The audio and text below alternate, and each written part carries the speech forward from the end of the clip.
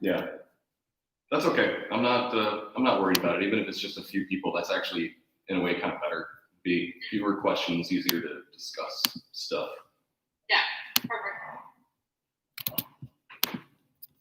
Your scene looks good. I can't see the bottle like titles. I don't know. Yeah, I can. Hey, Alicia, can you do me something? Never mind. Me, I actually have no idea. Yep.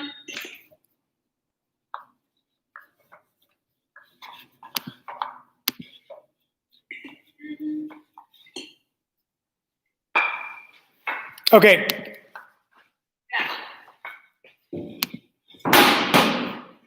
Hang on, sorry.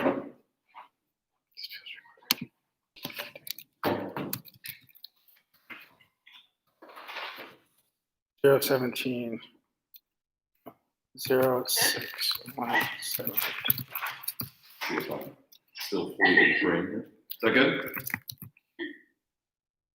Okay.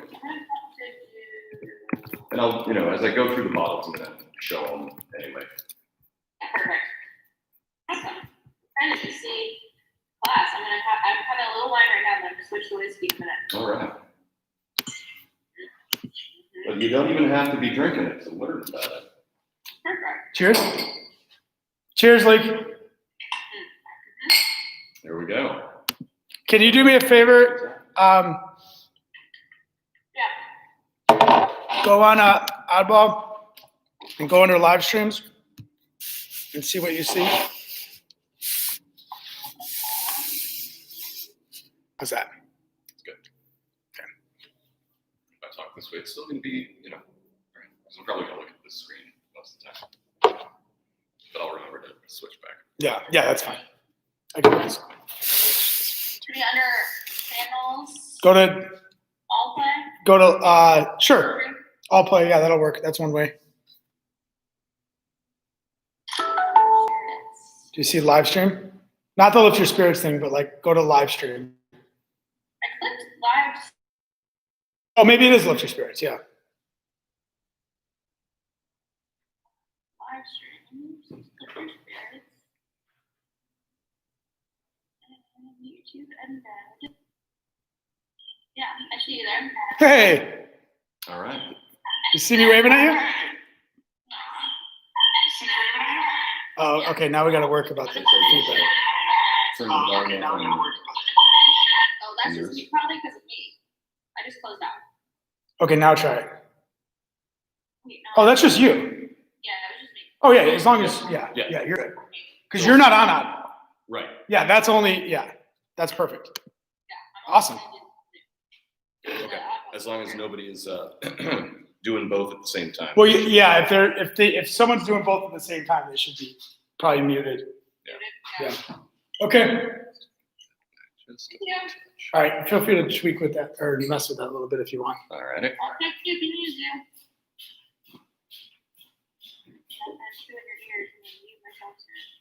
to. Can you hear me okay? Is the volume good? What? The volume is good? Okay. Wonderful. Yeah. How you feeling today? Excited? Yeah, some more stuff with my brother, but I'll tell you about that later. That doesn't need to be on the live stream. No. But I do like your facial hair right now. Thank you. It looks nice scruff. Yeah. Good level of scruff. It's going to be, I don't know, it might shock a few people that I don't have the glorious mustache that I did in the promo pictures, but I hope so. It'll be fun. People. I know at least a few people are planning on being here, so should be good. Yeah, for sure. That's cool. We're gonna go to the Royal Palms on Friday. On Friday? Then? Yep. That is the plan. I loved the weather today. It was great. Oh yeah. This is like ideal weather for me. I wasn't sure, like I thought about wearing shorts, but I wasn't sure if that part of me would be on screen or not. So kind of wish that I was right now, but yeah, it's good. That's how I feel about most dudes. I'm like, I want to wear just like pajamas, but then everyone's trying to like get up, and then it's like, Yep. okay. Yeah.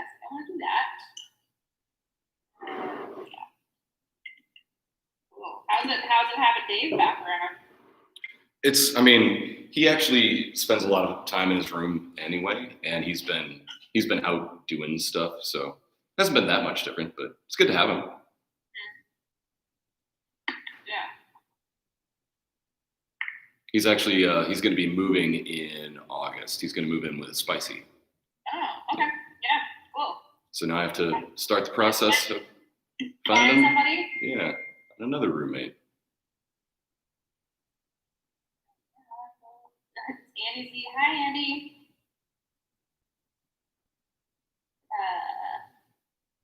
Said, you're live, right? So maybe people are watching us. That could be. Hello, Let's people. talk about something super fun and interesting. I don't want to talk about anything super fun about whiskey yet. Not yet. Not yet.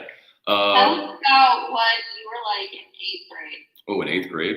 Yeah, do you remember yourself in 8th grade? Yeah, decently enough. As you would imagine, I was a very big nerd at that point. Still kind of in my awkward phase as well.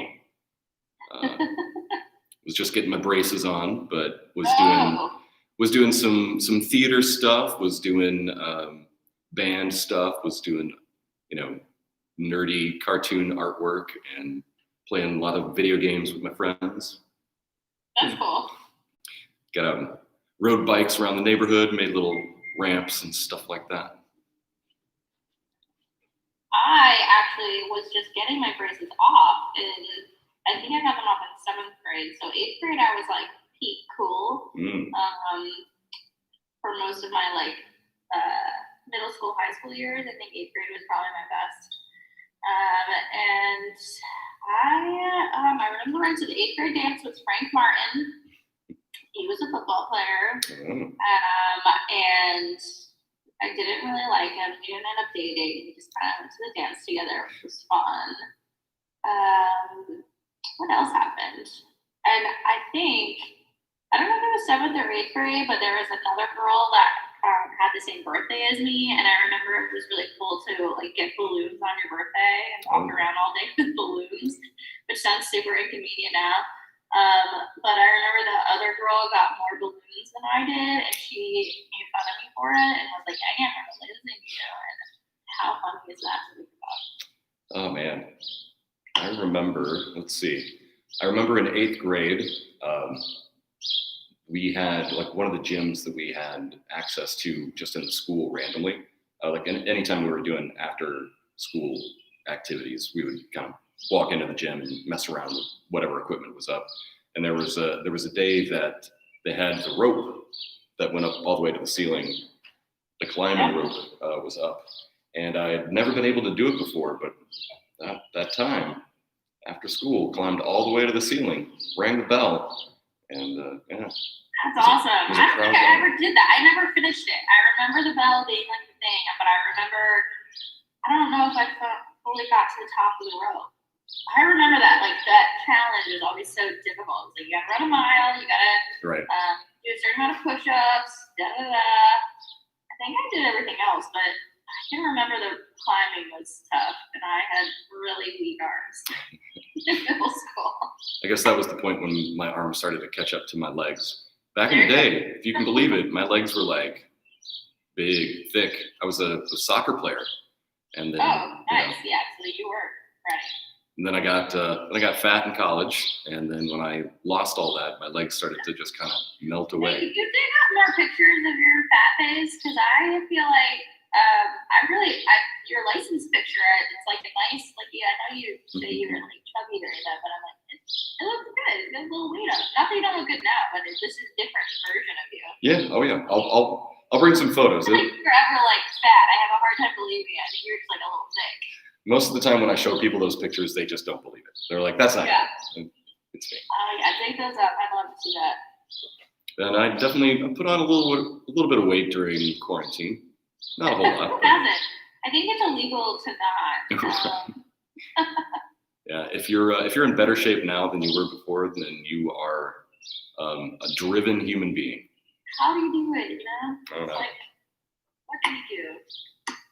Every day I'm I need to switch up my routine, try and get more steps in, and then Yeah, that's the hard part is when you don't have as many active things that you have to be at. It's, who has time to just walk around all day? It takes a long time to get those steps in. Yeah. Yep. Yeah. Have you been cooking anything good? Yeah, actually. I mean, I try to switch it up as much as possible just to not get bored. But I make some kick-ass breakfast burritos. Been making some really good stir fry ever since Anna and Ian's class. I'm cooking right now. It's some stir fry. Nice. Yeah, it's great. Yeah, I use my wok a lot, not just for like stir fry, but like roasting Brussels sprouts or stuff I like that. actually don't have a good wok. I just have good, like, bigger pans, but I feel like that's something I need to invest in soon. It's a handy thing to have for a lot of things. I think it's gotta be. Yeah. Nice. Love that. Okay. How are you? Those birds are like, there's birds that are literally right above you. I'm sure you can hear them. Yeah. They're like in the building, but not in the building. There's a hole that they've like found that's in between the ceiling and the roof, I think. And there must be like above some kind of like little platform. So Abby from Brick House told me that they probably only nest up there for about 2 weeks, but they sound like they're in the building. Yeah, it does. So after that, I'm gonna have to figure out how to pull this off. Oh hi. Oh, hey Carmen. That was a funny how Zoom has such a delay. It's true. Hi Carmen. So we're gonna have to. Hey guys. How's it going? How are you? Doing good. Brett's getting a haircut. Oh, nice. Cool. I am jealous. I mean, I recently shaved my head, but I needed to get professionally touched up. Oh, nice. Yeah. It's been under a hat, so it's a little wonky, but. Yeah. Great. How are you guys? Is that Joe? We're good. Joe's here too. We're at his apartment. Oh, cool. Love this. Very good. How y'all been? Haven't seen you in a while. Good. Yeah. Just living through the end of the world, Yeah. Managing. Yeah. Enjoying this current weather. How are you guys doing? In the process of moving, so it's been pretty hectic. Oh, that sounds stressful. Where are you guys? Are you moving to somewhere? No, I moved around the corner from my old place in Buena Park. I'm on Buena and Broadway essentially now. Okay, cool. Right by Bar on Buena. That's great. Very fun. Yeah, I have a couple friends that are moving right now, and it seems like an extra process, just stressful. Yeah. Having people like touch your stuff and whatever. For sure. Yeah. We're gonna wait a few minutes for some other folks to join in. Yeah. Have you guys been able to do any like outdoor bocce anywhere? In Brett's backyard a little bit. We've been playing. Okay, cool. Fun. We're toying with we're figuring out the reopen plan, and it'll definitely be a different version for the year of what leagues look like, but we're working on something for everybody. Smaller obviously, but we're excited to try and figure it out. We got this plan working. Sorry? That's great news. Yeah, so stay tuned. We'll be posting about that soon. We're trying to figure it out. Obviously, I think we're mostly waiting for phase 4, but so kind of July-ish, expect something. We'll have it posted before that. We're gonna get something up soon, but yeah, it'll be a different version. But I'm excited. So it'll be more 2v2. So think of that. Okay. Split up the crew a little bit. That's okay. We can Yeah. do that. Yeah. Change it up. We might adapt as we go, but it'll be interesting. But we're excited to explore it. Thanks for all your work on that. I know everyone's going to really appreciate it. Oh yeah, I mean Matt right now is doing the most of the work on bocce reopening. I'm toying with all the menu details, but we're gonna probably do a couple things there as far as league stuff. So we're working together on a bit of it, but a lot of information out there. It's overwhelming. Yeah. And I'm like, I don't want to do this. I don't know where to start. Yeah. But it's great. I'm glad Illinois is performing the best out of every state. Really? We were just bragging about that. Nice. Yeah. Several of us are from different states, so. And I'm from Florida, so I call and check in with my parents a lot and like yell at them about masks. Yeah. All the time. It's very stressful to watch. And that's really like part of the reason why we actually feel comfortable doing like some of this reopening stuff, because I think our state really has like the guidelines in Illinois are really good. They're really specific. They're really like, you know, and they kind of touch on all those things that are important. And I think you just listen to the rules and wear your mask. You know? Yeah. Yep. It's very simple. Really not that hard. Wear a mask. I'm gonna try to find, Joe's moving, so I'm gonna try to find a cable to set my computer down. Give me 1 second. Yeah. Okay. Cool. Okay. Chair. Okay.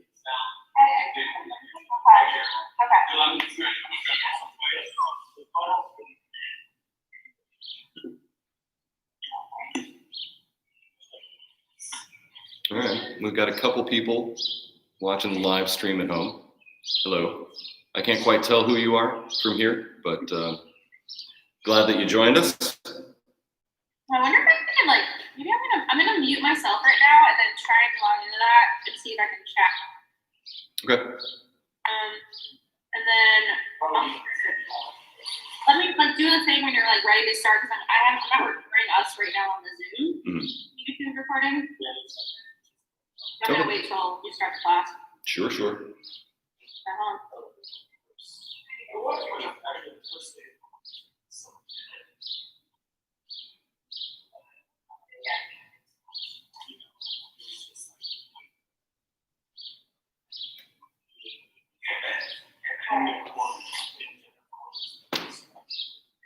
And I guess I should say some entertaining things right now. A little bit of background for anyone who is watching, listening at the moment. I started working in the restaurant business in, what year was that?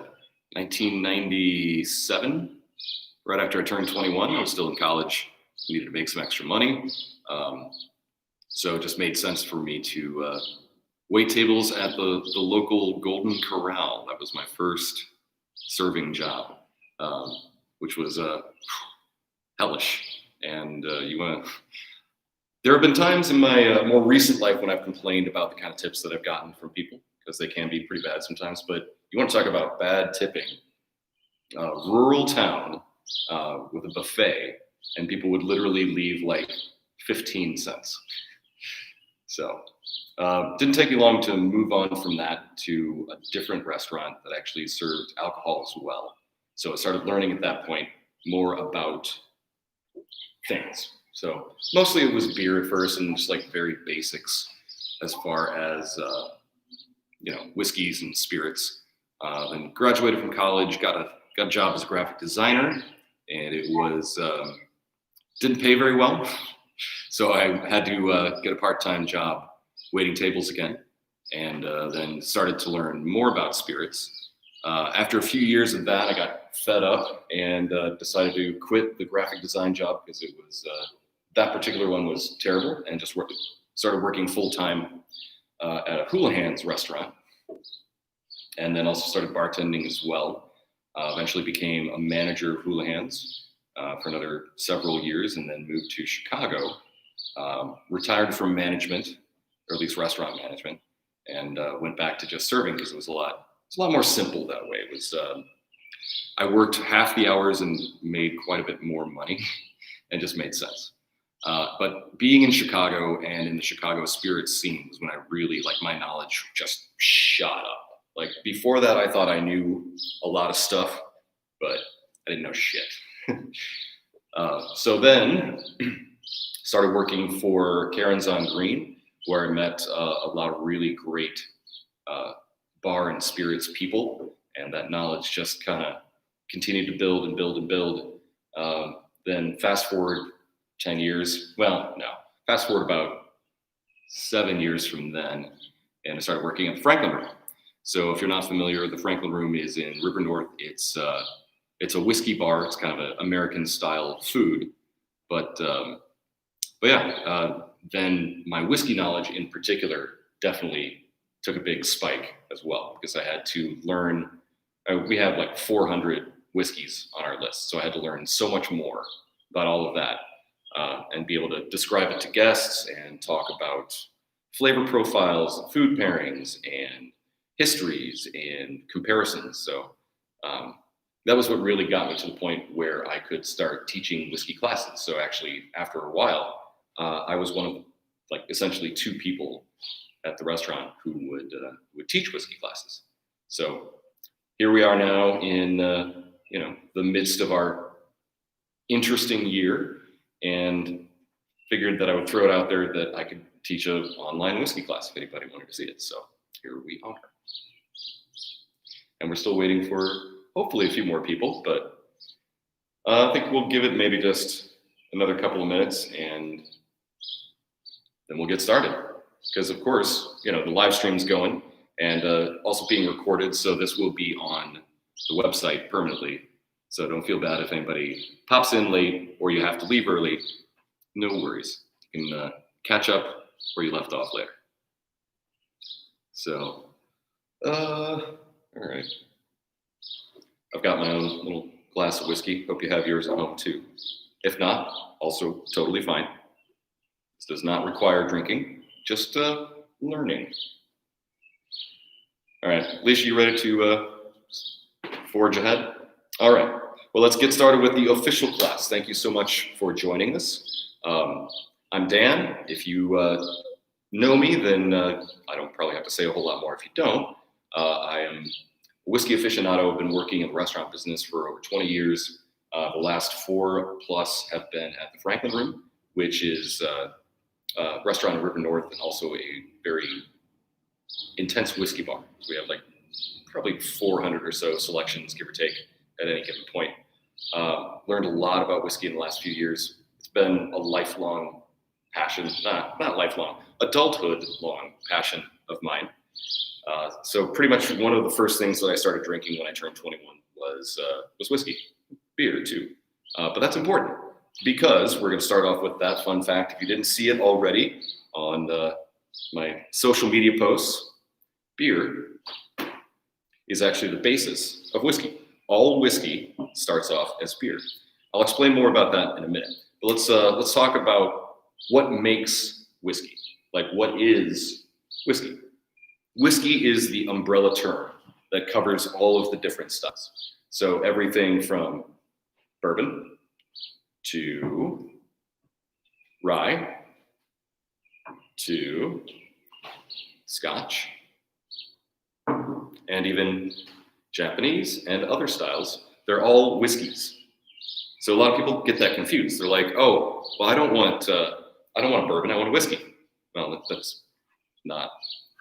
doesn't make any sense, because bourbon is whiskey. It's just a different style of whiskey. Some people think of Scotches or single malts as the only real whiskey, but that's not true. What makes a whiskey is what it's made from, how it's made, and essentially the level of alcohol in it. All right, so all whiskey is made from grain. Grain is the primary ingredient in whiskey. In fact, outside of water, it's pretty much, and yeast, pretty much the only ingredient. Now, the grains that go into it can actually vary quite a bit.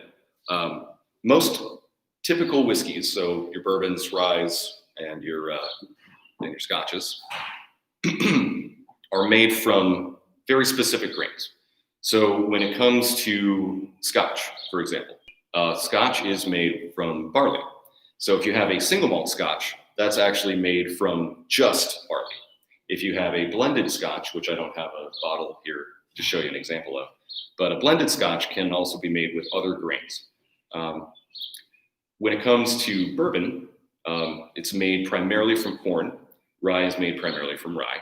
And then the other grains that are typically used are, we call them the 4 cardinal grains. So there's corn, there's rye, there's barley, and then there's wheat. Wheat is the 4th cardinal grain. And there are specific kinds of bourbons that will use more wheat than rye. But we'll get more into that in a second.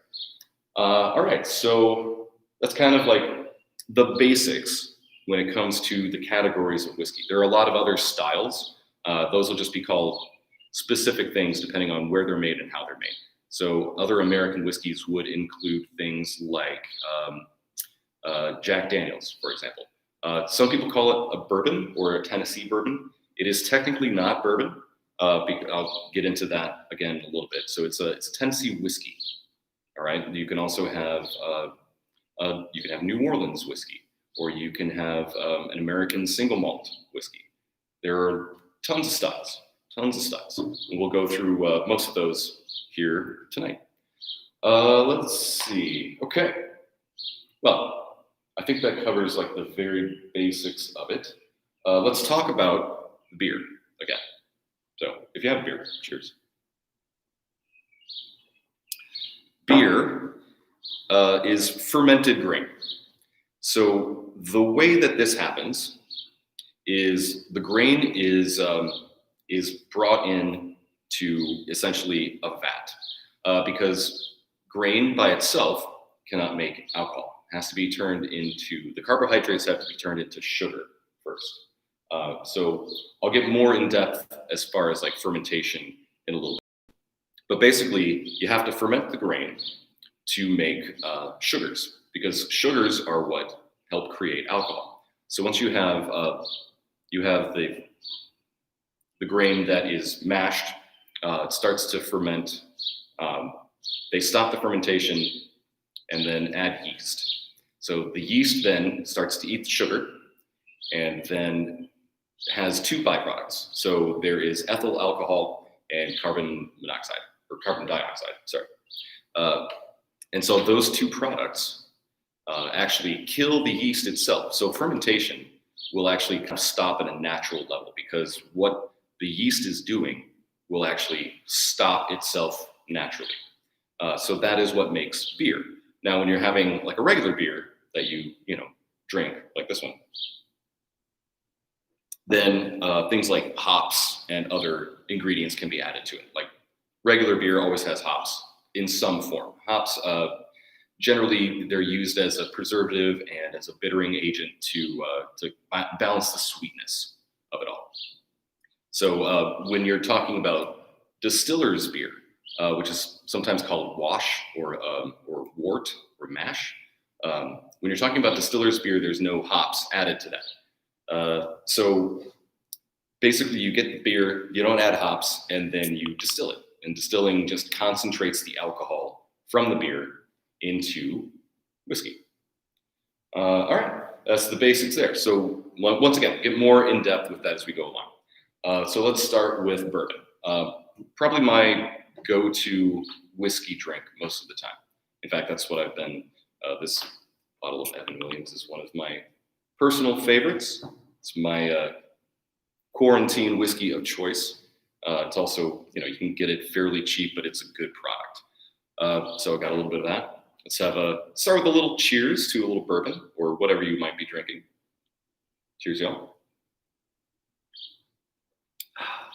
Sorry if I sound a little weird. Still not used to having myself videotaped for something quite like this. So bear with me. All right, so bourbon. It is obviously the most common American spirit now. That was not always the case, but ever since essentially the repeal of Prohibition, bourbon has been kind of the American whiskey. A little bit of history about it. Americans have been distilling pretty much since they've set foot in North America. There's plentiful grain here, and so it just made sense. A lot of the immigrants were from European and even specifically British Isles ancestry, and that's where the original tradition of distilling whiskey started. So a lot of these immigrants brought that tradition with them. And, especially when you're starting a new country, and well, we don't need to get into the dirty parts of the history in this segment. That's a discussion for the other Zoom meeting that'll be happening next week. But when you're settling or taking over a new country, you need some spirits to lift your spirits. That's what we're doing here.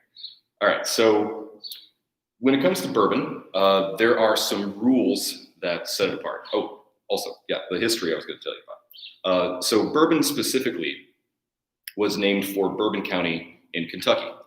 Now, a lot of people think that bourbon has to come from Bourbon County. Does not have to even come just from Kentucky. It can come from anywhere in the U.S. As long as it's made in the U.S., it can be called bourbon if it follows certain rules.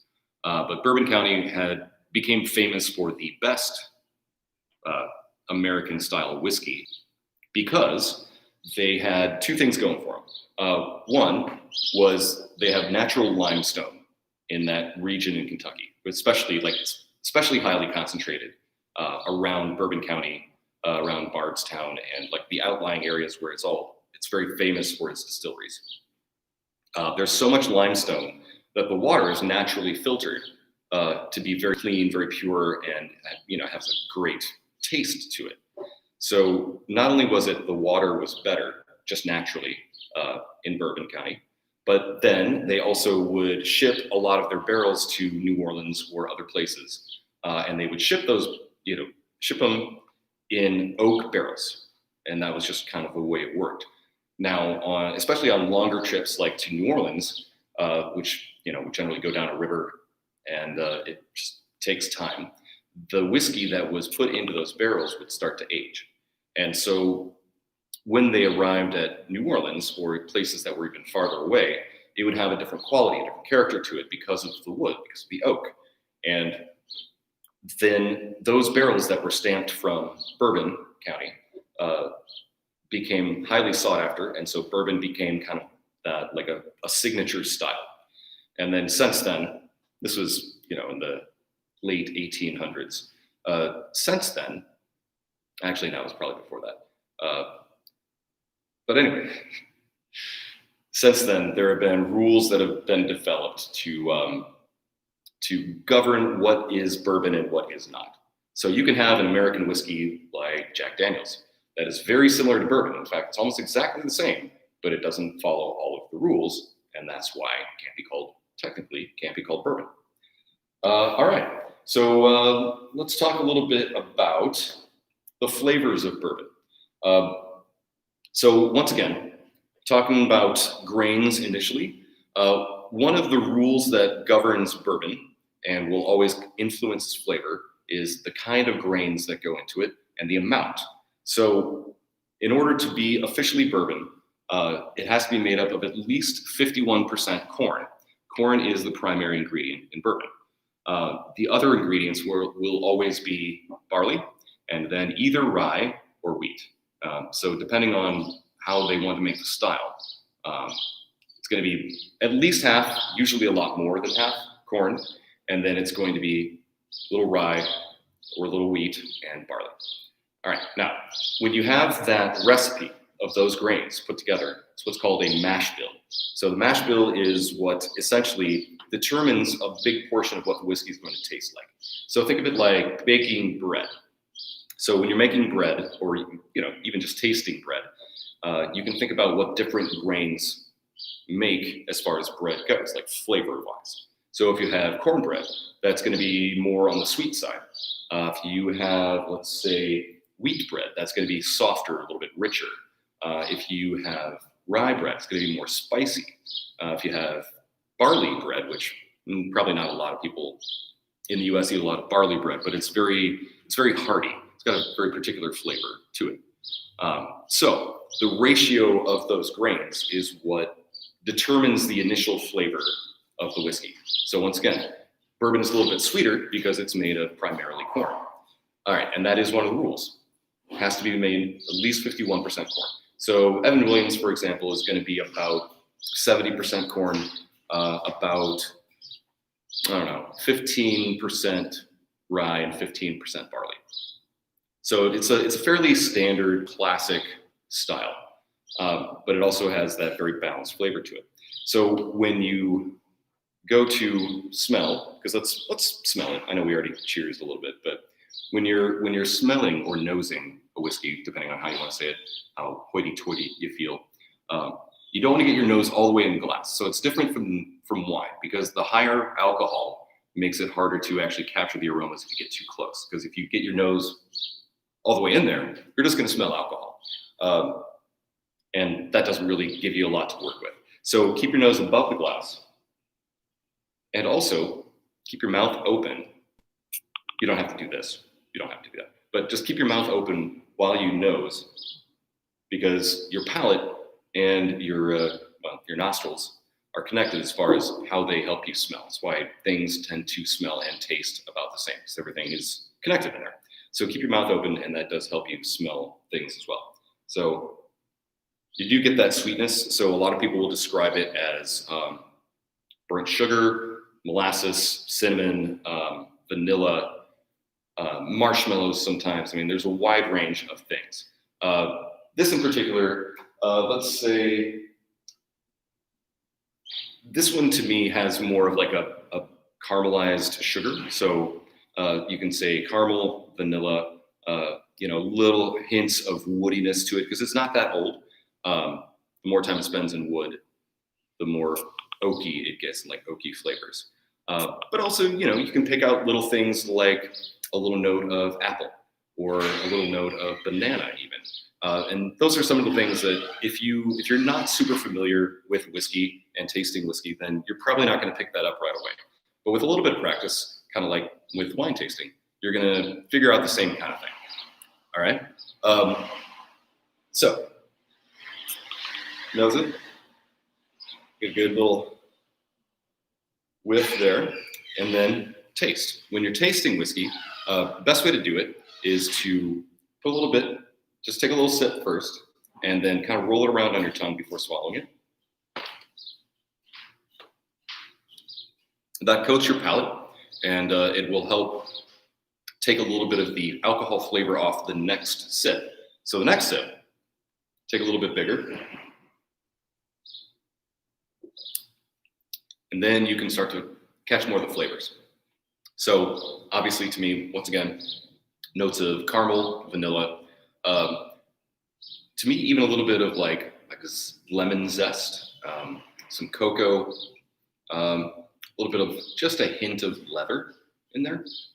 So a lot of those flavors can be attributed to the mash bill itself, grains that make it up. Some of it can be contributed to the wood.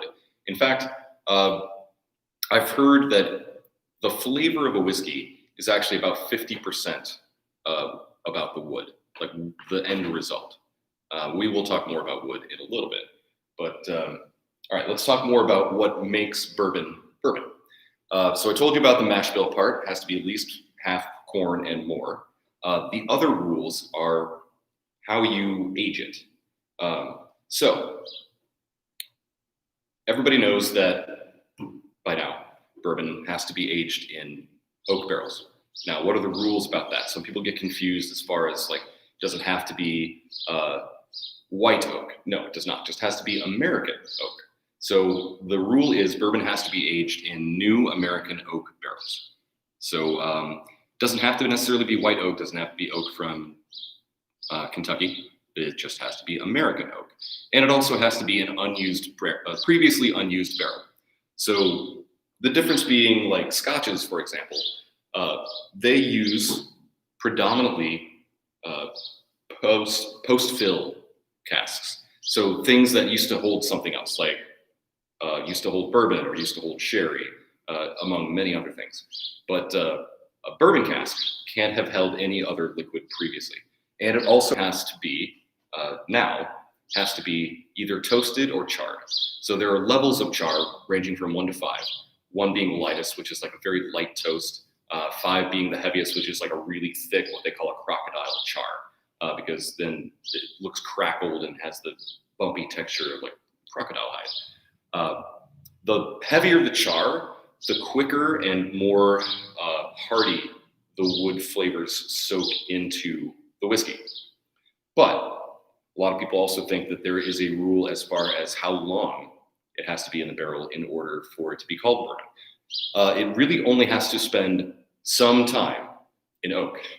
So what does that mean? That just means you could literally put your whiskey, as long as you're following the rules, the rest of the rules for bourbon, into an oak barrel for 2 days.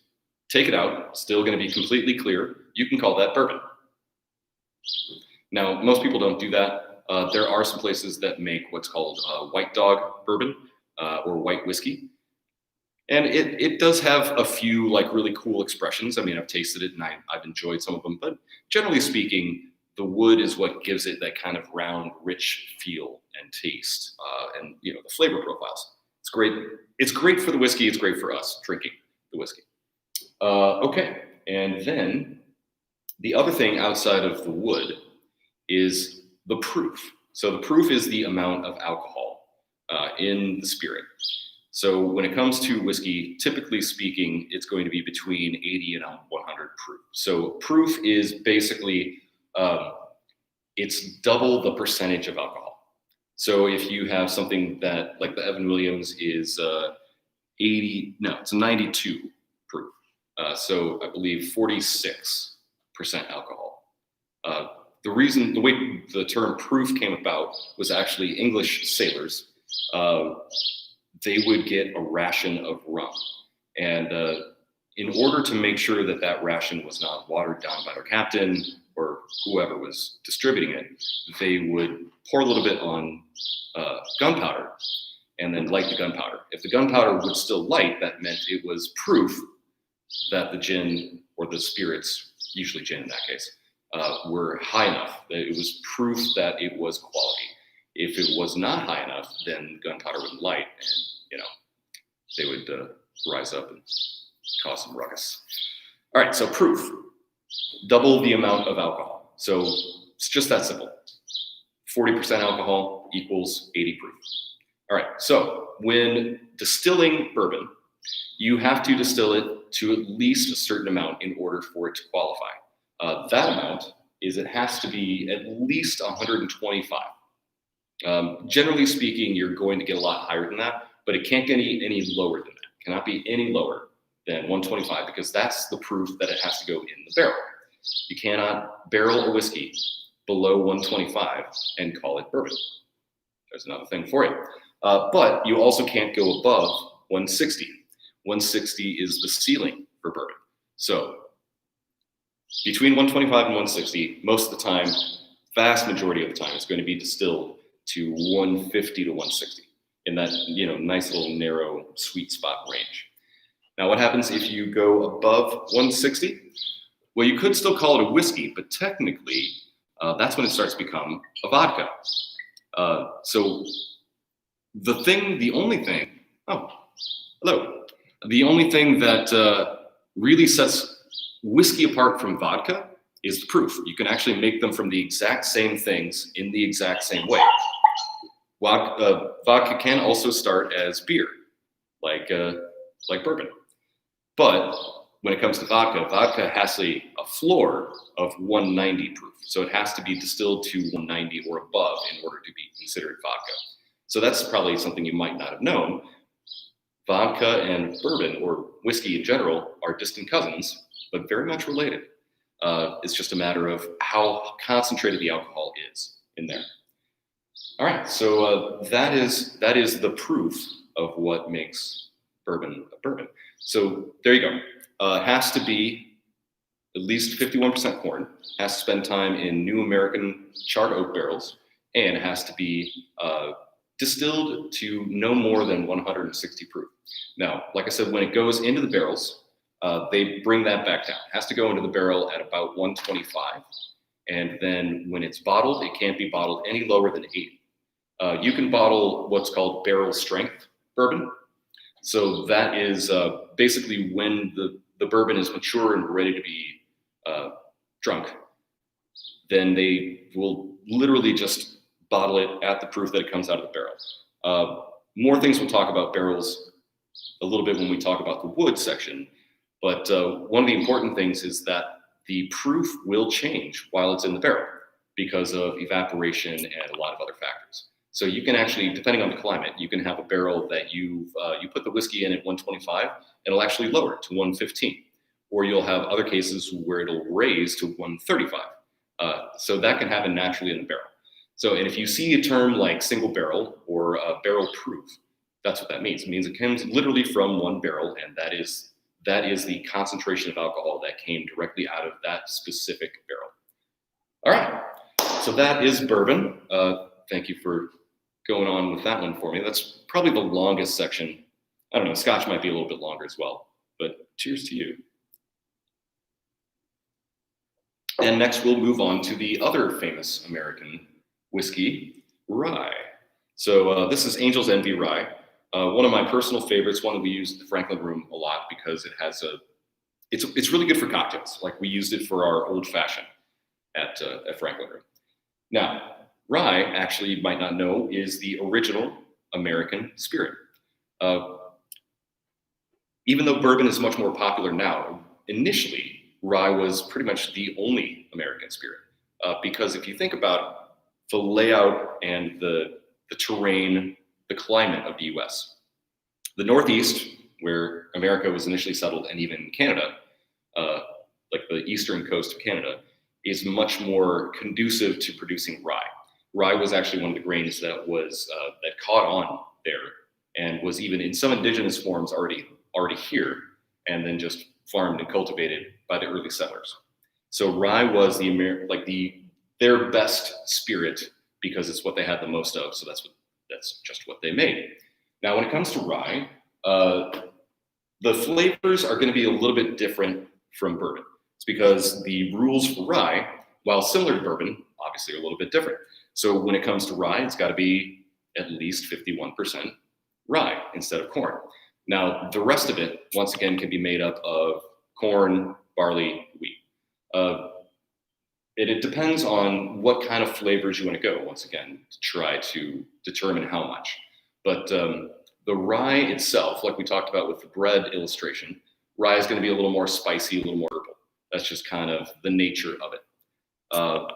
But then also you add, let's say, a very low rye, like 52% rye, and then a high amount of corn, you say, another 40% corn, you're still going to end up with something that tastes a lot like bourbon, but with different characteristics to it. That's why there is so much variation in whiskey in general, is because you can change so much just with the amount of grains and the proportion to get a different flavor. All right, but rye has to be at least 51% rye, and then once again, made up of the rest. So typical rye is going to be probably around 60% rye, and then usually 30% or so corn, and about 10% barley. It's rare that you find rye that is made with a high amount of wheat, because it just, the two don't always jive that well together. Another thing about rye is it is notoriously hard to distill. It is actually, when you do the mashing and the distilling process, it's gunky. It's hard to clean. It's hard to keep everything moving smoothly.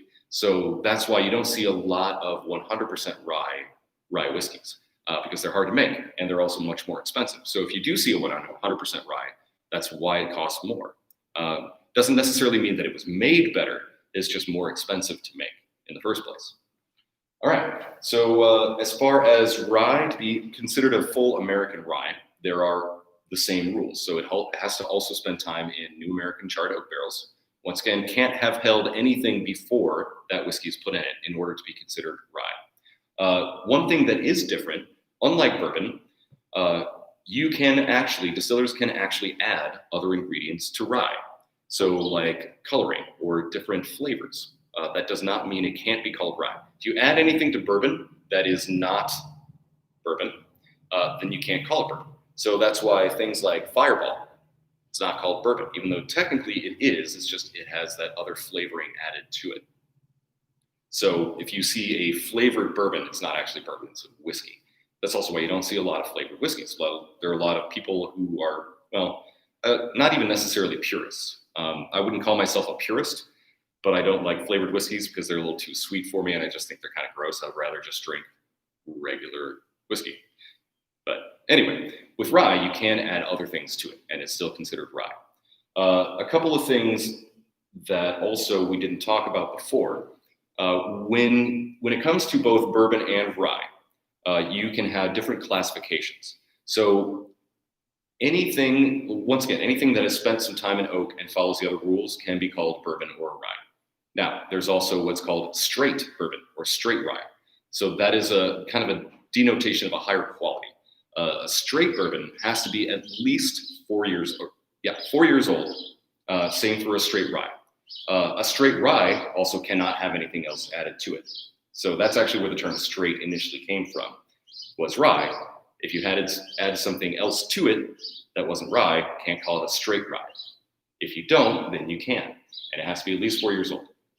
And then if you also call it a straight rye, if it's between 2 and 4 years old, you can call it straight as long as you put the age statement on the label. Most people aren't going to do that because nobody wants to look at their bourbon and say, oh, this is a 2.5-year-old bourbon. I bet that's not going to taste that great. So generally you don't see that. So straight is also classification. And then there is one more, which is bonded. So bonded is another one that actually came about like around 1897, where a lot of people were home distilling, which is one of the reasons why it's very illegal now, because it's difficult to do and really easy. Like you hear stories about moonshine making it go blind. Well, yeah, because people were actually going blind, or they were literally drinking themselves to death on their own moonshine, their own hooch. So the government, right before the turn of the 20th century, decided that it would be better for everyone if there was a way to distinguish the quality of whiskeys. So they started issuing bonds to distilleries for following the rules. And the rules, of course, were the same things that govern like straight whiskey, but a little bit, but with government supervision. It also had a lot to do with taxes. So distillers that agreed to this would get a tax break, but it was also a guarantee that the government would get their taxes from the distilleries selling their whiskeys. So everybody kind of won. And also the distilleries that got to do that got to have a bottled in bond and label, which also let people, the consumers, know that it was a higher quality product. It was following all the rules. It was safe as far as a whiskey goes. The other part of being bottled in bond is that it has to be at least 100 proof. So that's the other part of it, is if you see a bottled in bond whiskey, it's always going to be 100 proof. Might be a little bit higher. That's fine, but never lower than 100. So that's part of that classification as well. Okay, I think we've gone over that kind of stuff. Let's go back to fermentation. So we've talked about the grains, but how do we get from grain to alcohol? So fermentation is the natural process of sugar converting into alcohol, and that just takes two things. It takes sugar and it takes yeast. And both of these things occur naturally. So we think about how wine was discovered initially, probably because somebody left out some kind of fruit a little bit too long. And they went back for it, and because they were poor, they were like, well, we can't just throw this out. This is food, we have to eat it. And upon ingesting it, discovered that it made them feel a little funny. That is because the sugars were naturally being converted by indigenous yeasts into alcohol. That just happens in nature. And so the process for creating wine was then discovered. So you allow your grapes or encourage them in certain ways by mashing them up and then adding your specific kind of yeast, turn that into wine because it just becomes alcohol. Yeast eats sugar and then poops out carbon dioxide and alcohol. All right, so that's fermentation. Fermentation happens with any kind of sugar and yeast. So in order to get grain to ferment, you have to do something to it first, because grain is a more complex and longer chain of carbohydrate than sugar. So you have to find a way to convert those carbohydrates into sugars. Now, how does this happen naturally? And why don't you see that happen naturally? Well, you do, but it actually is a process that that's when grains grow into new plants. It's called germination. So germination is the process at which the plant itself converts into sugar so that it can sprout a new plant. Now, the way that we do this for the sake of fermentation, like fermenting grains, is you take the grain and then you put it in water. It's really that simple. Water plus grain equals the grain starts to germinate. Okay, so some people will say you have to use cool water. Depends on what kind of grain. It depends on how quickly you want it to happen. So some scotches, for example, will use cool water because they want it to happen a little bit slower. Bourbon, for example, is going to use warm or even kind of hot-ish water because they want it to happen a little quicker. And it's also different grains. Like corn, you can do that a little bit quicker. But when you add those grains to water, that is called a mash. So once again, that's where the word mash bill comes from, because it's your bill going into your mash. So and a mash is also kind of like the proprietary style of a particular distillery or a particular recipe from a distillery. All right, so you mash the grain, which means you just steep it in water. Once the grain starts to germinate, then you have to stop it. You have to stop the germination and mashing process before it actually becomes like a growing plant, because then that is a different kind of carbohydrate. Once again, you cannot ferment that. So they stop that process by heating the mash. So they remove it from the water and they put it on. Most of the time, it's just like a mesh floor with heaters underneath and dry it out, stop the fermentation. And then they take that, they grind it up. It's called a grist. They grind up the grist and then they add that back into more water. And then allow the fermentation, and that's called a wort. That's how beer is made. That allows the fermentation process to continue with the sugars rather than becoming a plant. All right, everybody follow that? Let me know if you have any questions. Like if you need me to stop, just like raise your hand or pop in and say, hey, Dan, you're going too fast, or enough about that, let's move on. So don't be afraid to tell me what you're feeling. I'm going to have a little beer since we're talking about it. Cheers. All right. Alicia, do you have a question or just giving a thumbs up? Okay. Oh, give it a thumbs up. You're doing great. You've got like a bunch of viewers on YouTube, so I don't know if they'll all interact, but I'll relay some chats if they want to chat on YouTube. Sure. Yeah. After this section, we'll open it up for some questions and then we'll move on to the scotches. Cool. All right. All right. So you take the beer then that has been fermented, because once again, beer is fermented. And then what you do is you concentrate the alcohol through distillation. So distillation is the process of taking that fermented thing and then you put it in a still. So a still is what is used to distill. Once again, that's where the names come from. And distillation is merely the process of removing water from ethyl alcohol. So in beer, for example, it's a low concentration of alcohol, high concentration of water. So somebody somewhere along the way discovered, like, if you want a stronger beer, there's got to be some way to do that without just like having to brew a certain like fat in a certain way. So you take that beer and you put it in a still, and then you heat it. And the still is designed so that the alcohol evaporates and is collected, because alcohol evaporates at a lower temperature than water does. All right, so you start heating it up, and before the water can evaporate, you collect the alcohol that is evaporated, and then you reconcentrate that. So the alcohol is separated from the water. That is the basis of distillation. There are two main kinds of stills when it comes to whiskey. For bourbon and most American styles, that's going to generally be what's called a coffee still or a column still. So it's just a giant column. And the distillation is kind of a continuous process. Like you can keep adding the wort beer, the grist, to that still, and it will just keep processing, and you keep collecting the alcohol continuously. That's why bourbon is generally a little bit cheaper to make, or bourbon and even rye, a little bit cheaper to make, a little bit faster to make, because that process just keeps going. The other style is a pot still. So pot still is generally what you find in more scotches, Japanese whiskeys, things like that. It is, it looks like pot. It's kind of like, actually, kind of looks something like that. But that is, instead of a continuous process, that is just one go. So you add a batch You distill it, you collect the distillate, and then you start over with a new batch. So that's what sets apart a pot still. It's only one at a time. Now, a lot of distilleries that use pot stills will use multiple ones at the same time. So that way it's still a pretty, quick process. And then they can blend together those distillates to make one whiskey. But we'll talk more about that in a second when we go into Scotch. But yeah, so those are the main two types of stills: column still or coffee still, and pot still.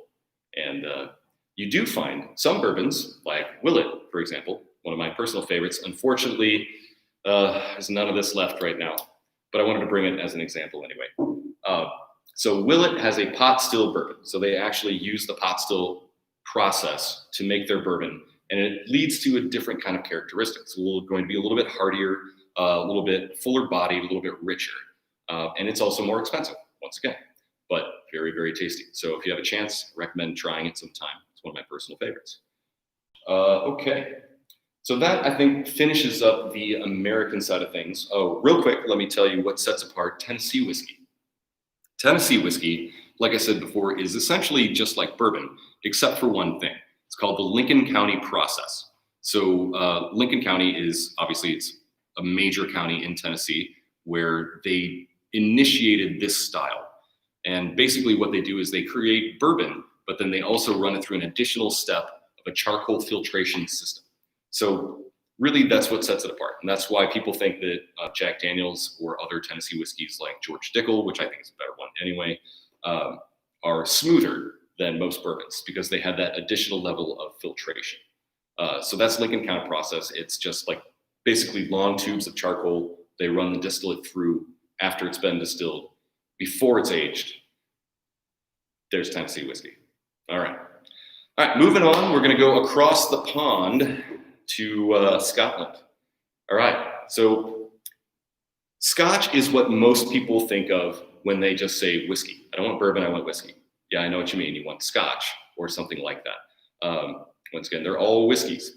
But Scotch,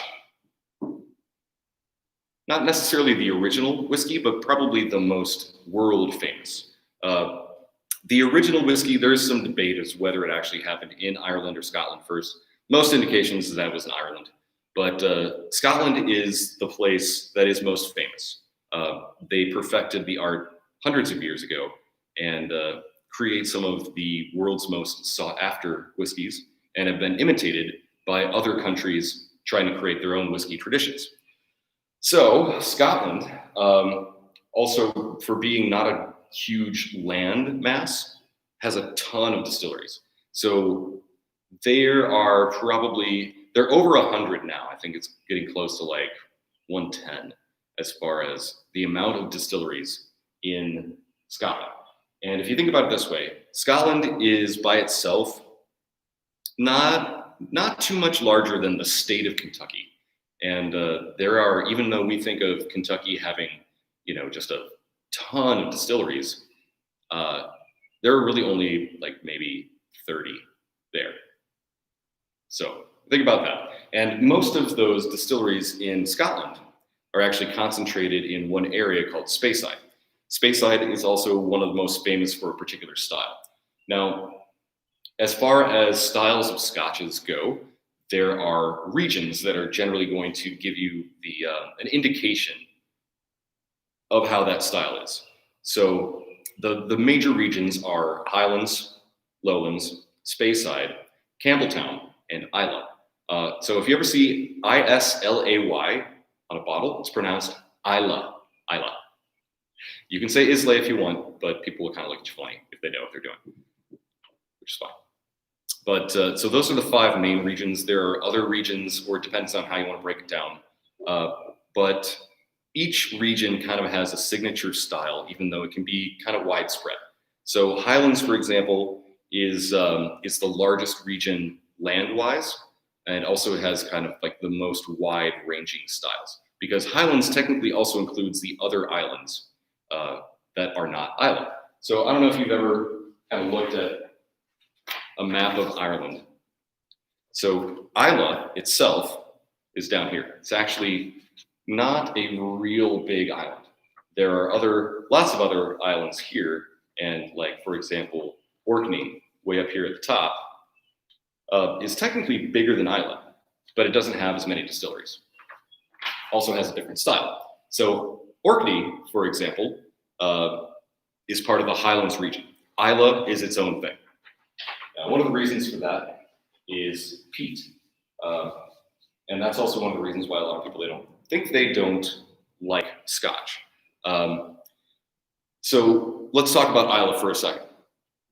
Islay is known for its smoky, peaty scotches. And when people think like, oh, I don't like Scotch because they tried Lafroig one time, that's usually why. Lafroig is definitely one of those that I consider a smoke bomb. And it is very, very aromatic and in a way that a lot of people don't necessarily enjoy, because people say it smells like Band-Aids, or it smells like iodine, or it smells like seaweed, or, et cetera, or it smells like a campfire. So that smokiness is all from peat. Peat is the way that, all right, remember when we talked about the fermentation process? All right, when you're fermenting grain in Scotland, you do still have to, you malt it, and then you have to stop the fermentation with some kind of heat source. Now, back in the day, they didn't have fancy floors with air blowers underneath them. They had to burn things. So they would either be wood, heather, or peat. Now, what peat is itself is actually decayed vegetation. So you've heard of a peat bog. So basically, vegetation over time with water becomes this kind of like half decayed mud, half almost like wood substance. And you can dig it up out of the peat bog, and you can dry it out, and then it's a source for burning. Like it would be used to heat homes, or to cook meals, or to make whiskey. So in the process of making whiskey, if you use peat to do your mash, when you're halting your mash, let's see, kilning. That's what it's called, kilning. Sorry, forgot about that one for a second. So if you use peat to kiln your mash, to heat it, dry it out, then it will taste like that smoke. And the other thing about peat is it is particular to what made it up in the first place. So the vegetation that goes into making peat can vary depending on region. So if you're on an island, there's not a lot of wood. There's not necessarily a lot of heather or other like very floral components. What you have more of is like coastal components. So like grasses that are sitting on the ocean side, or seaweed, or things like that. So that is why peat from the islands generally smells and tastes more like iodine. It's that sea salt, it's that brine. If you get peat from the highlands, for example, if you have, like mine here, the Enoch, which is a highland peated single malt, it's going to taste a little more like heather, or a little more like floral vegetation. It's still smoky, but it has a different quality to it. So let's talk a little bit about peated Scotch. Once again, so this kind of glass is traditionally used for Scotch tasting, or it could be used for any kind of whiskey that you're going to drink neat. That's another thing we haven't really even talked about yet, is whether you want to use ice or not. That is entirely up to you. I will never tell you, nor anybody who actually knows anything about whiskey will never tell you don't add ice or water to a whiskey. In fact, some of the best things you can do to help with flavors and aromas and tasting is to add some drops of water. Or if you're drinking a whiskey that's a little too high proof for your taste, you can add water, or you can add ice, and that brings the proof down, making it more palatable. Also makes it easier, once again, to taste some of the other flavors than just straight alcohol. So yes, ice is okay. If you like it, do it. A water dropper is never a bad thing. If you need to, you can literally just dip your finger in water and drop it in. Doesn't have to be fancy. All right, so told you a little bit about the peat. There are other flavors in Scotch, and there are other styles of Scotch. So the most famous is probably single malt. You've heard of single malts. Some people think that all single malts are scotches and all scotches are single malts. Both of those things are not true. Single malts have to come from one distillery, from one recipe, and that's it. It doesn't have to be anything else. People think a single malt has to be only a single barrel or from a single season. Those are other things. Those can be other classifications, and they will tell you that single barrel scotch or a single barrel single malt is a thing, but it doesn't have to be from one barrel. It just has to be one distillery and one recipe. That's all it is. So even a single malt with an age statement, let's say, this one doesn't have an age statement, but let's say you have a bottle of Macallan 12 year. All right, so does that mean that all of that came from just a 12-year-old barrel from Macallan? No. It means that the youngest whiskey in that barrel is 12 years old. There could be other whiskeys that are older than that, but they all have to be the Macallan recipe, and they all have to be from that distillery. Even if that distillery owns more than one distillery, it can't come from a separate location. All right, follow me here. So you've got multiple barrels at Macallan made from their particular recipe. One of those barrels is 12 years old, one is 15, one is 23. So before they bottle, they have their master distiller and master tasters get together, and they will blend these barrels together to get their flavor profile. So that is also one of the reasons why the same whiskey will taste pretty much the same, no matter it. Like if you bought a Macallan 12 in 2017 or 2020, obviously they're coming from very different batches, but they still are going to taste pretty much the same. There's a reason for that. It's because they are blending together other barrels. So you blend a little bit of that 22 year, a little bit more of that 15 year, and then probably primarily the 12 year, but you keep adding other Macallan barrels until you get the flavor that you want. And then you bottle it. And by the rules of Scotch, you cannot call it anything older than what the youngest whiskey is. So if the youngest whiskey in there is 12 years old, then you have to call it a 12 year. If it's 10 years old, then you have to call it a 10. So this one is a non-age statement. This is the Anok, the Rutter version. So a non-age statement basically means that there is whiskey in there that is less than 10 years old. And they don't want to have to tell you that this is a 3-year-old whiskey blended with other things. Now it's going to be a lot more than that. Like most of them are going to be like a little bit of 20, a little bit of 15, a little bit of 12, and probably a decent amount of like 5 or 3-year-old whiskey. But what they're going for is a particular flavor profile, not necessarily a particular age statement.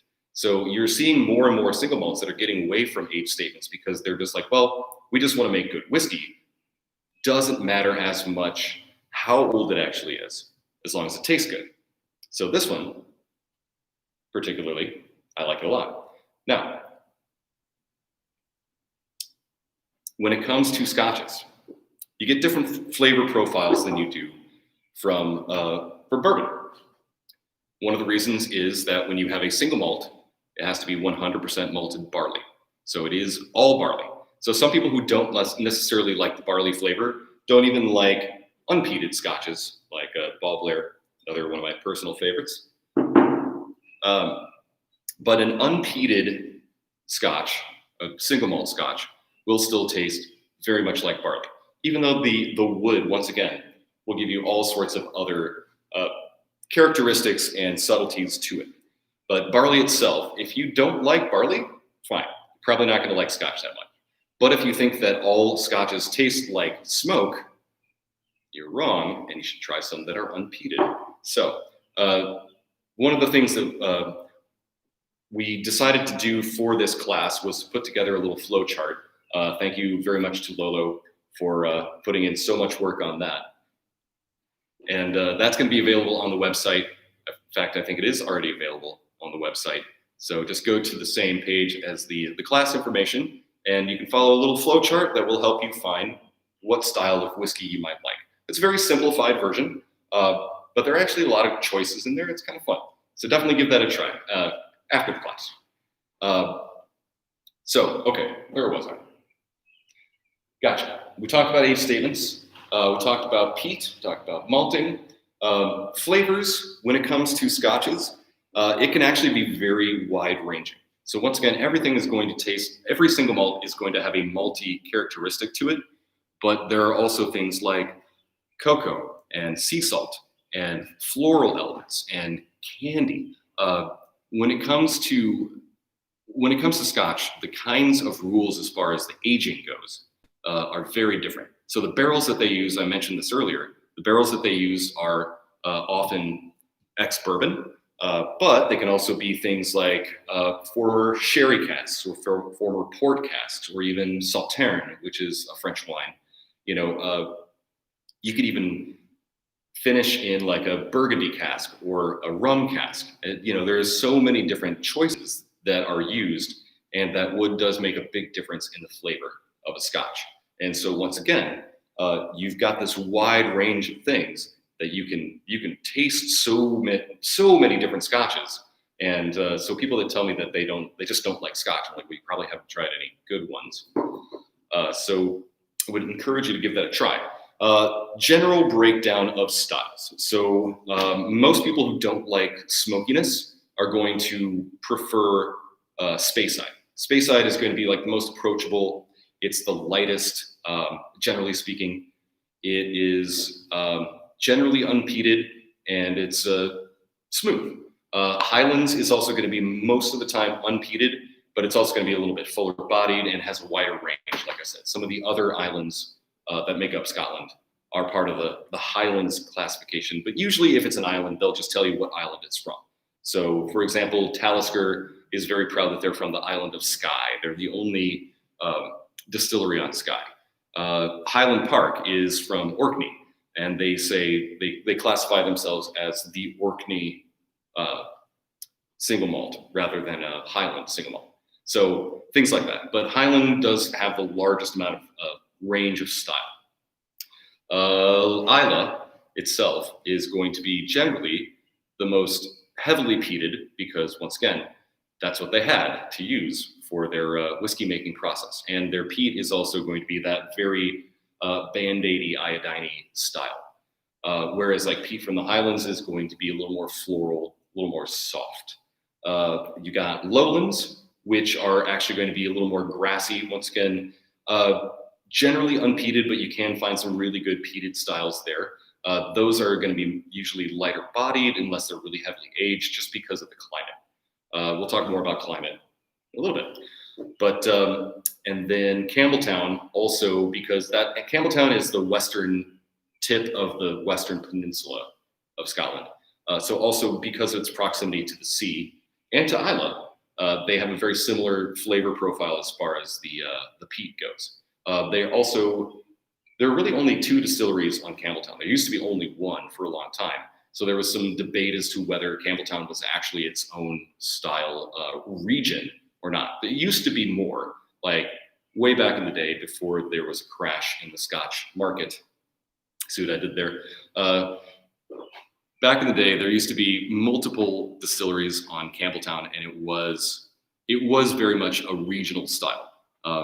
They had to fight really hard when there was really only the Springbank distillery there to keep that classification, but they did. And now there are going to be there's already 1 more, and there's probably going to be a few more that pop up as it goes along. 1 second. Talking a lot. It's very thirsty work, and I'm trying to not get like too drunk in the process. All right, moving along. Oh, actually, this is a good place to stop and see if anybody has any questions. So, Alicia, does anyone have any questions they posted on the chat so far, or is it just people either commenting on how much I'm talking? There she is. I believe Eric said, now I gotta look back in the chat. He would like to know if you can funnel whiskey. Can you funnel whiskey? Yeah, what are your thoughts on funneling whiskey? I mean, I can't say that I've never done it. I've had some nights where, you could essentially say that I've funneled whiskey. I don't really recommend it because if you put more than, let's say, 2 to 3 ounces in your body at one time, that automatically raises your blood alcohol level to, probably 0.04. And as we know, 0.02 is the legal limit if you're going to drive. No, 0.08, right? I don't drive anymore. I don't know. But I don't drink and drive. That is for sure. Don't drink and drive. It's a terrible idea. But as you can't make whiskey out of beer in a funnel. Just to let you know, if you're trying it that way, that's not how it works. But beer in a funnel is fun. I do recommend it. Okay, cool. And that's all the questions that I see. Okay. Well, if you guys want to bear with me, we're more than halfway through, so it's not going to be like another hour. Don't worry. But we can continue through. Next up is Japanese, and then we'll get to some other world whiskeys. So let's move on to Japan. So as I think I mentioned earlier, Japanese whiskey, the whiskey tradition in Japan is actually based entirely on Scotch. So it is essentially made the exact same way as Scotch.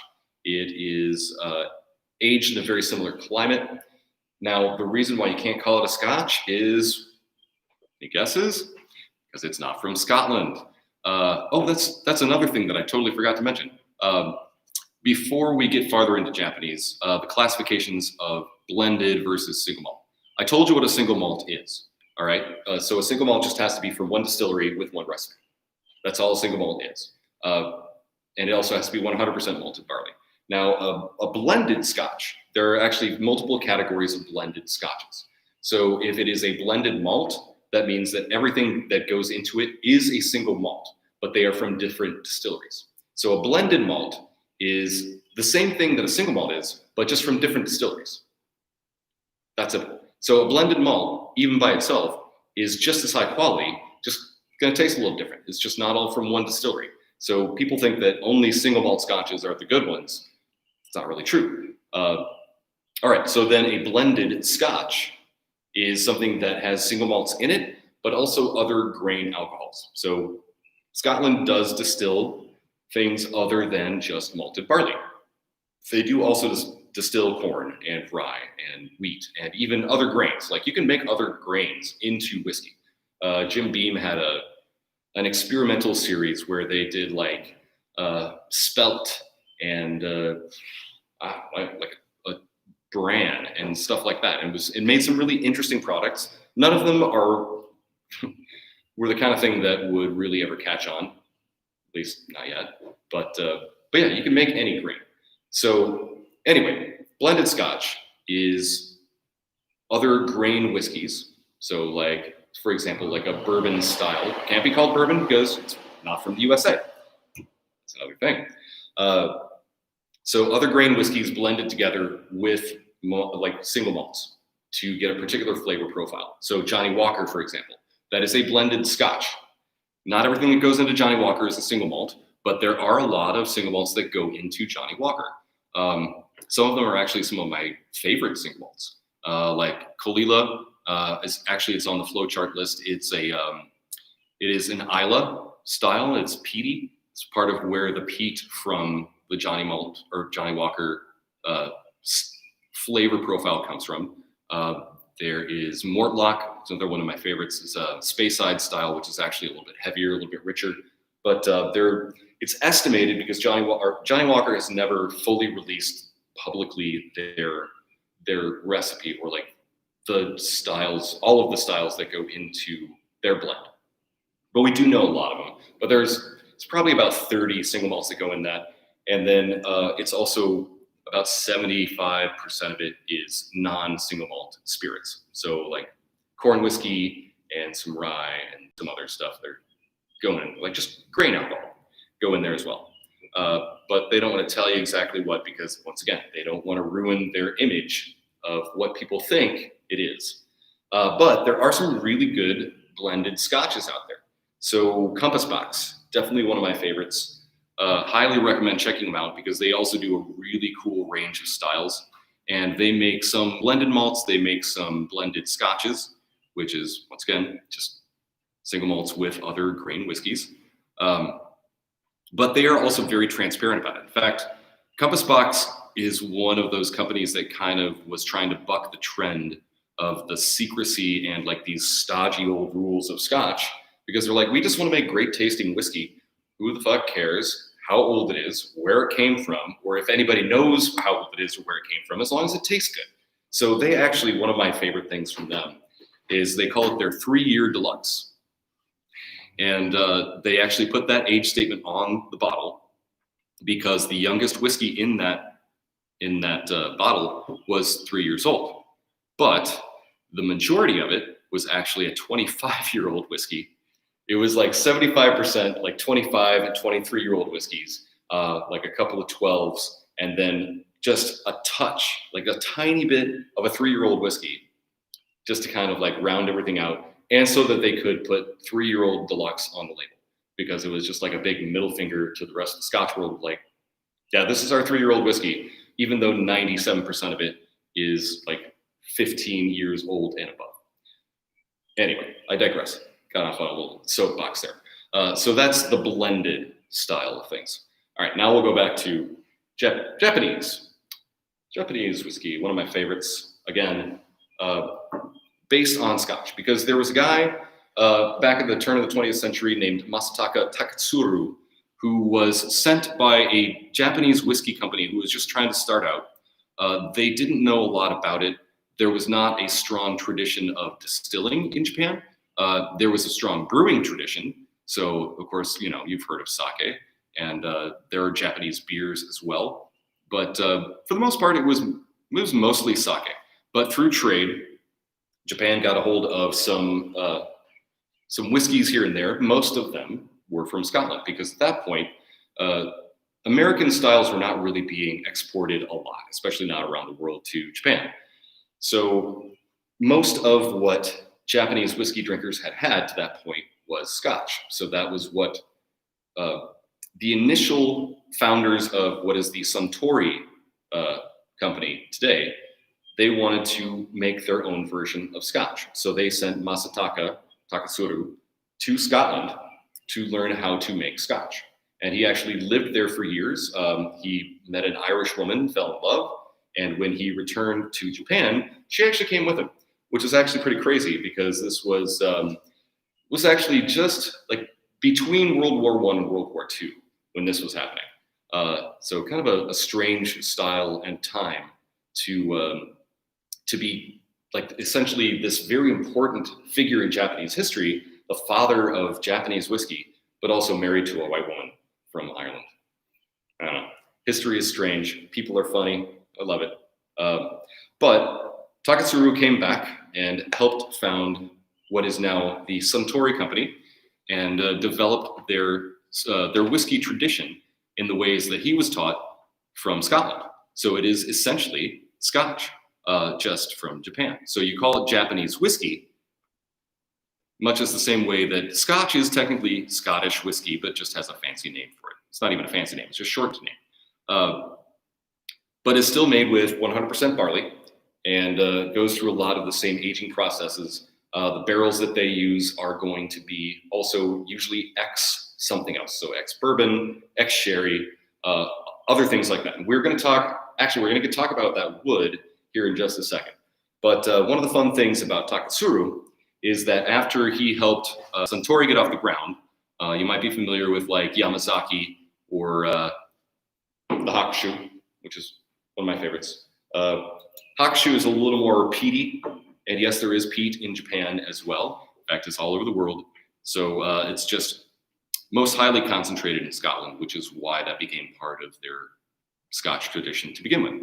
But yeah, after Taketsuru helped Suntory like establish themselves, then he decided that he wanted to go do his own thing and make a slightly different version that was not necessarily so designed just for the average Japanese palate, because the average Japanese palate just wanted this particular kind of Scotch that they had already tried. That was what whiskey was to them. He wanted to do his own thing, even though it was going to be in a similar style. So he went and started the Nika distillery on his own. And so that's the other major Japanese distillery. There are other ones as well now, which are really, really good. One of the things about Japanese whiskeys is they are very precisely made, which probably doesn't surprise you. This is like just kind of the Japanese way to dive in and obsess over the detail of a process. And so that's what they do with whiskey. So their whiskeys are always very well made. But sometimes people will say that they lack a little bit of the fiery spirit of an actual Scotch. So it's a matter of what you like. So they're going to be well balanced. They're going to be well crafted, but sometimes maybe not as fully complex or downright. I don't know. You're never going to see as many like weird Japanese whiskeys as you will in other places. Like Americans make a lot of weird whiskeys, which is fun. If you've never had Balcones Brimstone, it does actually taste like a campfire, and not like a Scotch flavor, not like a peat flavor. It's like, it tastes like campfires. I like it. It's kind of cool. It's not for everybody. All right, so let's talk about wood. Wood, as I said, is one of the most important characteristics of what makes whiskey taste like whiskey. And so the kind of wood and the way that it's aged and how long all make a difference. So in America, we use New American oak. That is what all of our bourbons and ryes go into. So the things that you get out of American oak are things like vanilla, cinnamon, the woody flavor that you taste if you have like an older bourbon or rye. That's the oak. And the longer it spends time in the oak, the more it tastes like the oak. It's just a natural process because alcohol is a solvent. It starts to seep into the wood, and part of that, the nature of that wood, then mixes in with the alcohol. And so that's where that flavor comes from. So obviously, the longer time it spends in the barrel, the more of that it absorbs. There are other things that happen with that. So there's what's called the angel's share, which is the part of the whiskey that evaporates from the barrel itself, just into the air, just because there is air breathing in and out of that barrel, even though it's fully sealed. Excuse me. It's fully sealed. The liquid generally does not come out at all until you tap it, but air does, and the alcohol can evaporate out, and it does. So over time, the amount of alcohol that evaporates out of the barrel is called the angel's share. That reduces the proof of the barrel. So remember how I told you at the beginning, all bourbon is barreled at 125. So that can go up or down depending on the climate. So if you have a climate that's hotter, more of the alcohol will escape and evaporate, just because alcohol evaporates at a lower temperature. So your proof will go down. The other thing that happens is that water will also evaporate from the barrel. So if you are in a climate where it's a little bit cooler, the alcohol and water evaporation rate are going to be a little bit closer, or water is going to evaporate a little bit more, just because it just takes longer. It's a continuous process, and if you have cooler climates, the alcohol does not escape as much of the barrel. So you will get a higher proof then, in some cases, like depending on the temperature which it's stored. So there are other things that go into the factor of this, like not just how long the barrel is stored, but the climate. So obviously a hotter climate, there's going to be more breathing in and out of that wood by that distillate. So in hotter climates, barrels age faster. So let's say in Kentucky, that's why you can have a 6-year-old bourbon. Generally speaking, that's what most of your typical bourbons that don't give you an age are going to be around 4 to 6 years old, because that's all they need. It doesn't have to go much longer than that in order for them to take on those characteristics. Whereas in Scotland, which is it's a lot cooler, a lot more temperate, the temperature doesn't change as dramatically. The aging process is a lot slower. So you can have a 12-year, for example, that is not even as woody as a 4 or 5-year-old bourbon. And then on top of that, where you position the barrels in the actual warehouse, rickhouse is one of the terms that we use here for American whiskeys. If you ever hear a rick house, that's what it is. It's a barrel storing warehouse. But where those barrels are placed in the storehouses actually changes how fast they age and how smoothly they age. The barrels on the outside of the warehouse are going to age the fastest, and it's also going to be the harshest, the sharpest, because they get the most exposure to the climate. Barrels on the inside, a little bit smoother, a little bit slower, and then if the ones like you're talking three-dimensionally, the ones that are right in the middle, the very center, those are the ones that age the slowest and the most mellow. And so that's the ones where you get like the most rare whiskeys from. So for example, if you're talking about like Pappy Van Winkle for bourbon, those are the barrels that are in the very center of the warehouse. And so they can age for 23 years and not just taste like licking a barrel. Like some people will say that's what it tastes like anyway. Fine. But if you took one of those barrels that was on the outside, that makes just your regular Buffalo Trace, and you sat that sucker there for 23 years, there would probably be nothing of it left. There would be like, a tenth of that barrel left, and it would just taste like liquid wood. So that is also the positioning of the barrels makes a big difference. So also, same thing for Scotch. If they know that they have barrels that they're going to plan on aging for longer, they'll place them at the center of the warehouse so that they can get a little smoother transition into that wood.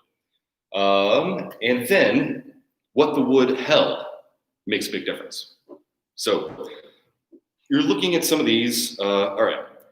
So as far as color-wise, there's a big difference between that and that. All right.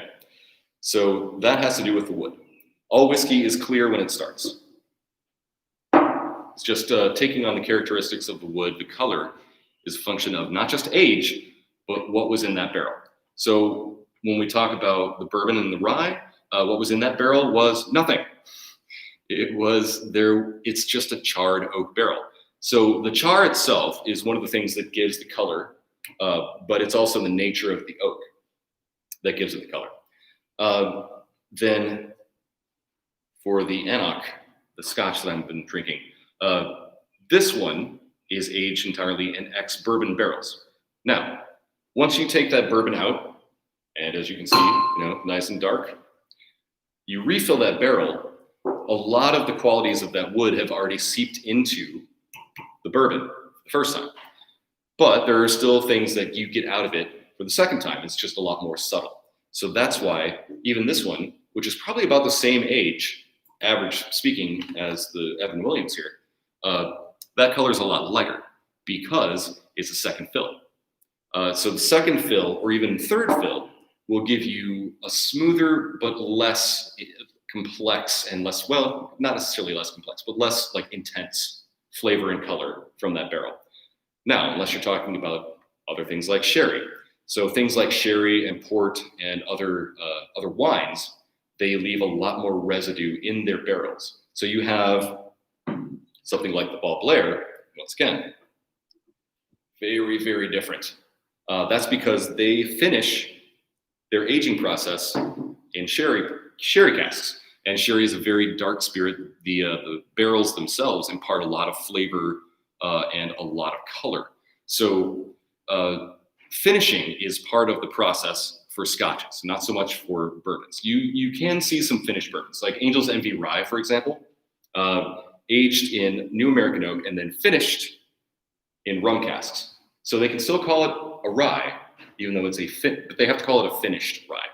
A single malt does not have to be called a finished single malt if it is in something else. So generally speaking, most scotches are going to be ex-bourbon and then a little bit of sherry or a little bit of port. The sherries are the ones that give them like the more dark, rich like flavors and colors. Things like toffee and fruitcake and dates and walnuts and raisins. That's that kind of flavor. That's a sherry or a dessert wine flavor. And hi, puppy, on Andy Z's soon. And then there are other things that are particular to the region. So French limousine casks is another thing for Scotch, like cognac barrels. is something that happens a lot with Scotch as well. And then for Japanese whiskey, one of the signature things, it's called Mizunara.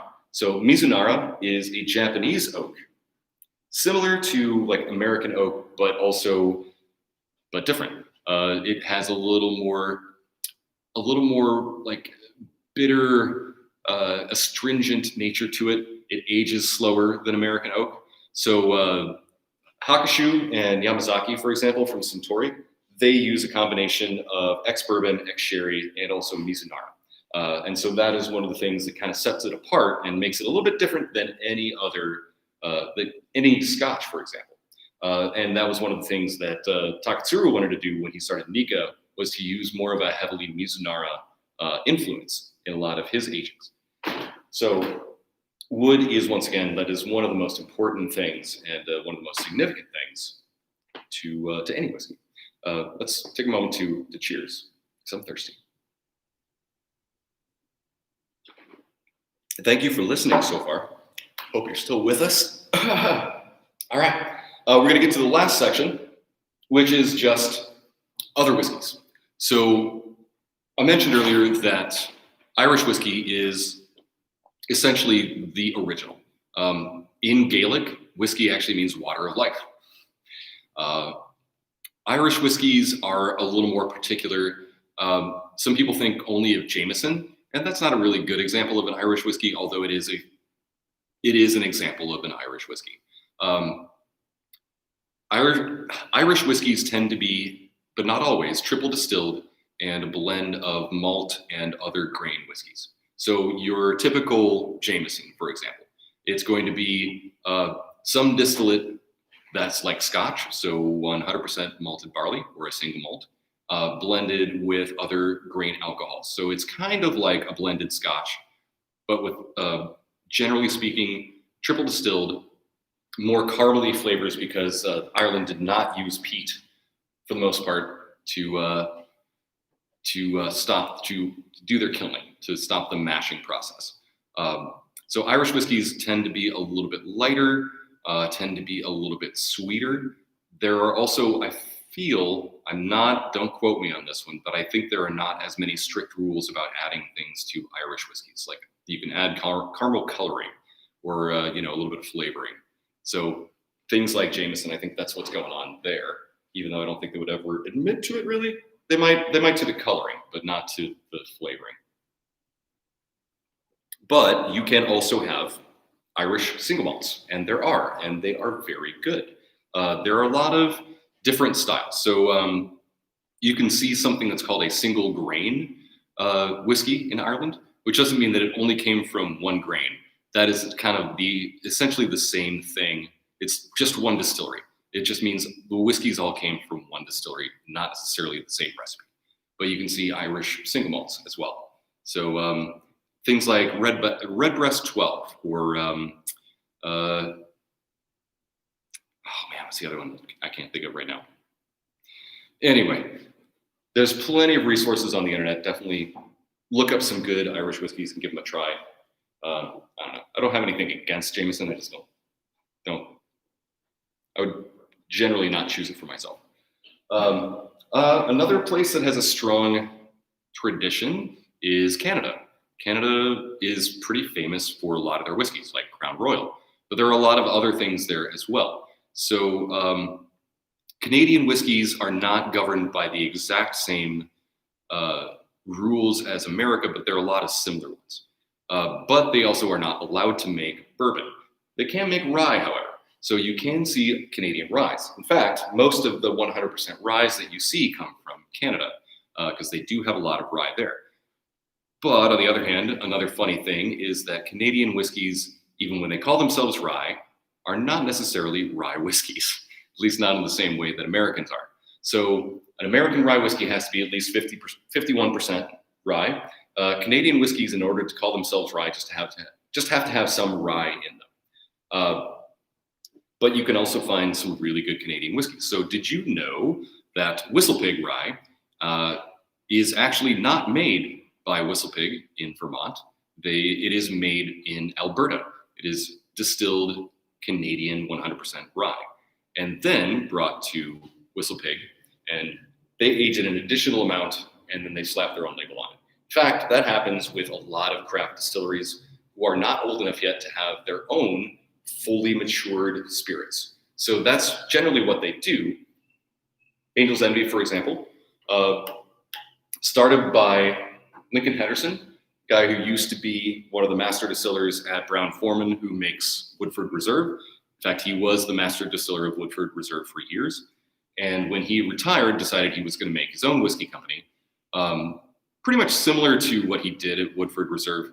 But starting that company, you have to have time to not only perfect your mash and your recipes, but then to start aging your whiskeys. So what do you do in the meantime?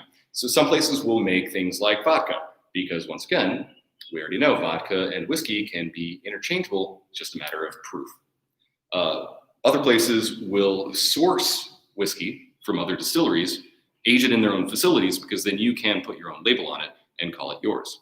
Now, I don't know if you remember years ago, Templeton Rye was, they came on the scene, and they had this whole backstory of like prohibition stuff and ties to, the gangsters and all this thing. It was all bullshit. It was marketing. They did not even distill their own. They didn't distill their own whiskey. It all came from MGP, which is a company in Indiana. It came from a giant distillery in Indiana, but they called it Iowa whiskey, Iowa rye. Since then, everybody's been a lot more open, transparent about it, where they're getting their whiskey, or at least that it is sourced as they start to develop their own distillate. So just keep that in mind when you're trying something from a craft distillery. If they are not, let's say, at least 10 years old, chances are they don't have a lot of their own distillate in their product. So something to look for, but also be aware of. All right. And then lastly, let's talk about some other burgeoning whiskey traditions. So I don't know if you know this, but there are Indian whiskeys from India. Amrut is a good example. There are a few others. The funny thing is there are very few rules about how whiskey must be made in order to be called whiskey in India. In fact, one of the most popular Indian whiskeys is actually not a whiskey at all. It's a rum. They sell it as whiskey and they flavor it with vanilla and oak so that it tastes like whiskey, but it's actually made from sugarcane, which is not a grain. So there's that. But there are some places in India who actually, because of the success of Japanese style whiskeys, because of this, kind of worldwide love of whiskey. I mean, whiskey has really exploded in the last 10 years. It was kind of on an upward path, even leading up to that, since the 80s. But just the last 10 years alone, it's just skyrocketed. So you have whiskey enthusiasts in India who wanted to do their own thing. So that is something to keep an eye out for. Definitely try some. Do a little research first, because I am not as full up on all of my Indian whiskeys, but Amrut is definitely a good one, worth checking out. Other areas as well. So there is a really good whiskey company in Taiwan, which is called Kavalan. So Kavalan actually has had several gold medal and world-renowned whiskeys. Funny thing about Taiwan, though, is they age really fast, because it's a really hot, tropical environment. So they will never have age statements, but their whiskeys are dark, like dark. They taste great, but they're probably at most like 3 or 4 years old. So they'll never tell you that, because they don't want to be like, oh yeah, this is our answer to a 20-year-old Scotch. It's actually 3 years old. Once again. So check out Kavalan as well. And then even Tasmania, the little tiny island off the coast of Australia, they have a great whiskey tradition as well. Sullivan's Cove is another one from Tasmania that's really cool, worth checking out. They've got a couple of different styles as far as American oak, French oak, and even a blend of the two. Once again, like gold medal winners at international competitions. Great stuff. So what you're seeing is this tradition of whiskey that has expanded over time and including so many different things. Even American whiskeys now, like I said, you can find things like Balcones Brimstone. There's still plenty of bourbon, but there's like, you can find a bourbon distillery in Wyoming. Maryland rye is becoming a thing again. Pennsylvania rye is a thing. There are even American single malts now, which are really good. So Westland, which is based in Seattle, really good stuff. Definitely recommend it. The family that makes Westland is actually, they come from cooperage and woodworking background. So they know their way around barrels and they've put that to really good use. So definitely check them out as well. Okay, I think that's pretty much all I got as far as what I had planned. So I know it's been a little bit longer than you might have expected. I hope you enjoyed it. Alicia, does anybody else have some questions we'd like to jump in? Or at this point, if you do have any questions or want to learn more or just want to poke fun at me for saying something wrong, now's the time. I don't see any questions. Okay. But you did a great job. It was very interesting.